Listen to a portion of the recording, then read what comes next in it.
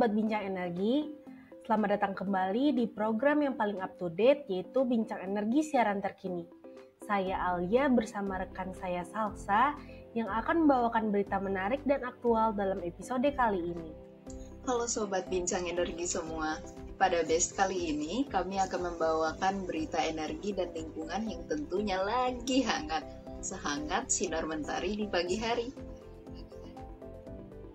Bener banget Salsa, Sobat Ben, kali ini ada berita yang datang dari PT Pertamina yang berkolaborasi dengan Toyota. Kira-kira kolaborasi apa ya Sobat Ben? Terus, tahu nggak Sobat Ben, BBM jenis baru akan diluncurkan tanggal 17 Agustus 2024 nanti loh.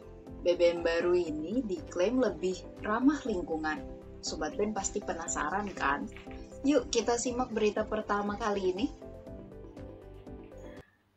Berita pertama kali ini kita awali dengan Himpunan Kawasan Industri Indonesia atau HKI yang bekerja sama dengan perusahaan energi baru terbarukan, PT Emerging Solar Indonesia atau ESI. Hal ini ditandai dengan penandatanganan nota kesepahaman atau MOU untuk kedua belah pihak. Ketua Umum HKI Sani Iskandar optimis terhadap kolaborasi dengan ESI dapat membawa perubahan besar bagi sektor industri dalam negeri. Apalagi visi ESI juga sejalan dengan rencana pemerintah untuk mendorong implementasi energi terbarukan, termasuk melalui penggunaan panel surya. Sementara itu, Direktur ESI, Harry Radcliffe, mengatakan dengan kolaborasi ini dapat membuka peluang anggota HKI mendapat investasi dari pihaknya. Melalui kemitraan ini, pihaknya berkomitmen untuk mendukung agenda pemerintah Indonesia dalam meningkatkan penggunaan energi terbarukan. Salah satu inisiatif utamanya adalah pengenalan konsep energi community, sebuah skema energy sharing yang sudah berhasil diimplementasikan oleh perusahaan induk ESI Greenvolt Group di Portugal. Skema inovatif ini memungkinkan perusahaan-perusahaan dalam sebuah area wilayah usaha untuk mendapat manfaat dari hasil energi sharing sumber energi terbarukan yang lebih terintegrasi. Berita selanjutnya datang dari PT PLN Persero yang terus menjalin kolaborasi tingkat global untuk mengakselerasi transisi energi melalui peningkatan pembangunan pembangkit berbasis energi baru terbarukan di tanah air. Kolaborasi ini kembali ditegaskan pada acara Green Energy Buyers Dialogue yang diselenggarakan oleh Kementerian Koordinator Bidang Kemaritiman dan Investasi di Jakarta. Green Energy Buyers Dialogue adalah diskusi antar pemangku kepentingan dalam Just Energy Transition Partnership, termasuk perwakilan pemerintah Indonesia, perwakilan International Partners Group, Glasgow Financial Alliance for Net Zero atau GFANZ, perbankan swasta internasional dan domestik, serta pelaku usaha. Deputi Bidang Koordinasi Infrastruktur dan Transportasi Kementerian Koordinator Bidang Kemaritiman dan Investasi Rahmat Kaimudin menyampaikan, transisi energi dilakukan sebagai upaya memitigasi perubahan iklim global. Pemerintah sangat menyadari krisis iklim dapat menimbulkan ancaman serius bagi 280 juta penduduk Indonesia. Assistant Secretary of the Treasury for International Markets, U.S. Department of the Treasury, Alexia Latutu, yang juga selaku perwakilan IPG, memaparkan bahwasannya akselerasi transisi energi tidak hanya mampu memberikan dampak positif untuk lingkungan, tetapi juga bagi perekonomian masyarakat, karena hal ini, transisi energi dapat menarik investasi serta menciptakan lapangan kerja baru. Sementara itu, Direktur Utama PLN Darmawan Prasojo menegaskan, PLN sebagai perusahaan yang memegang leadership transisi energi di Indonesia mendukung penuh langkah pemerintah untuk mengakselerasi transisi energi. Berbagai upaya telah dilakukan PLN, seperti pengembangan pembangkit EBT. Hingga tahun 2023 lalu, pengembangan pembangkit telah mencapai angka 8.786 MW dengan rincian pembangkit berbasis hidro atau PLTA maupun PLTMH sebesar 5.777 MW, pembangkit berbasis panas bumi sebesar 2.519 MW, dan sisanya berasal dari PLTS, PLTB, dan biomasa. Darmawan menjabarkan, guna mencapai target ambisius tersebut, PLN telah meluncurkan skenario Accelerated Renewable Energy Development. Lewat skenario ini, PLN akan membangun Green Enabling Transmission Line untuk mengakomodasi persebaran sumber EBT di pelosok Indonesia. Sobat Ben, tim penyidik Komisi Pemberantasan Korupsi atau KPK mengamankan sejumlah dokumen dan print-out barang bukti elektronik saat menggeledah kantor Direktorat Jenderal Mineral dan Batubara, Kementerian Energi dan Sumber Daya Mineral. Juru bicara KPK, Tessa Mahardika Sugiarto, mengatakan barang bukti tersebut diduga berkaitan dengan kasus dugaan suap, gratifikasi, dan tindak pidana pencucian uang.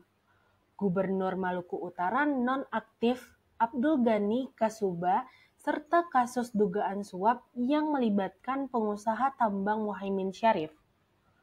Juru bicara berlatar belakang pensiunan Polri ini menambahkan tim penyidik akan mengonfirmasikan sejumlah bukti yang diperoleh kepada para saksi yang akan diperiksa.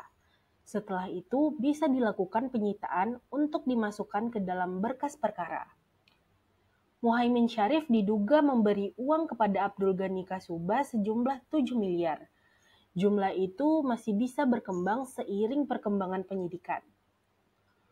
Uang itu berkaitan dengan proyek di Dinas PUPR Provinsi Maluku Utara, pengurusan perizinan IUP operasi produksi PT Prisma Utama di Maluku Utara, pengurusan pengusulan penetapan wilayah izin usaha pertambangan ke Kementerian ESDM yang ditandatangani Abdul Ghani Kasuba sebanyak setidaknya 37 perusahaan melalui Muhaimin Syarif selama 2021 hingga 2023 tanpa prosedur yang sesuai dengan peraturan Menteri ESDM dan keputusan Menteri ESDM tentang pedoman pelaksanaan penyiapan, penetapan, dan pemberian wilayah izin usaha pertambangan.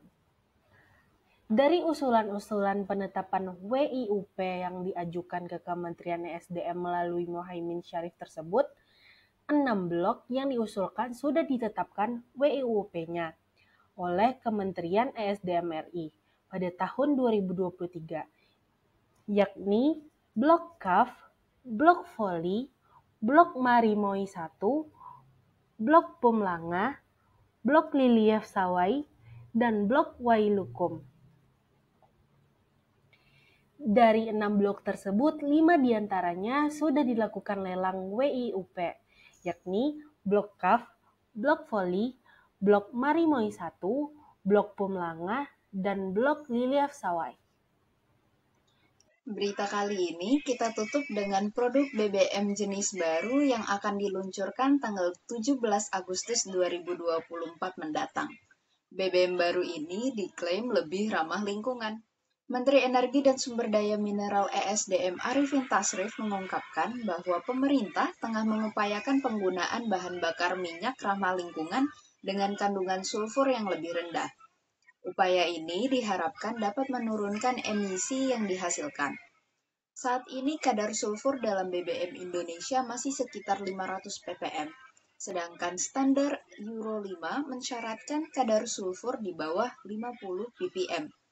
Meskipun ada biaya tambahan menuju standar ini, Arifin menegaskan bahwa pembangunan kilang di Balikpapan yang belum selesai menjadi salah satu tantangan yang harus dihadapi. Arifin mengatakan bahwa saat ini udara di Indonesia mengandung banyak emisi, dan salah satu cara untuk mengurangi hal tersebut yaitu dengan menggunakan BBM rendah sulfur.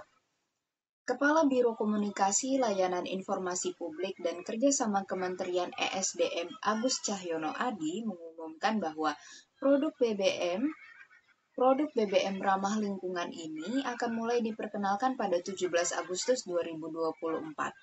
Agus menyatakan bahwa BBM tersebut akan tersedia di beberapa SPBU dan mencakup beberapa jenis solar non-subsidi.